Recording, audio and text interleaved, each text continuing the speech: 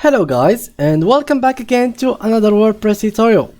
In this video I will show you how you can actually make an image or drag an image inside of your post or page and make it fully width. So first of all, I will need you guys to go ahead and open wordpress.com/wp-admin. Right after you open the page, they will ask you to put your username or email address and then your password. Right after that, this page will be opened for us. So now what I will need you to do is go to a post or page, or first of all let's make a media. So let's add a media picture. So let's drag a file from our media and let's choose this for example, and that's it. Now I will go to a post and here we will create a new post, and from here we can click on this add and then select the image. Let's choose it from our library and select this.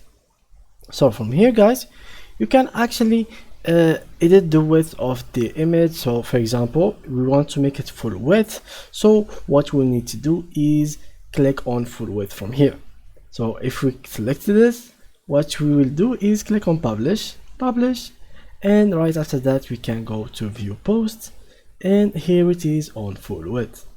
Of course you can have other options from there. So if we click on edit and we go back to edit this page, here is some other options that you can use.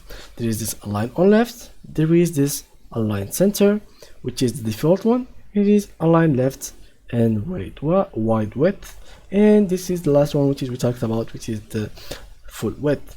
Of course you can use this option on images or text or even videos. Here we can also edit the image and do whatever you'd like to it. Here we can add a link to it. So if for example, if someone clicked on it, it will take him to another page.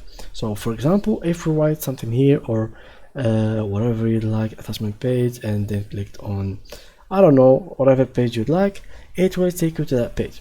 So yeah guys, that was it with today's tutorial. That's how you can actually make an image fully width. And yeah, thank you guys for watching and see you in the next tutorial. Bye bye.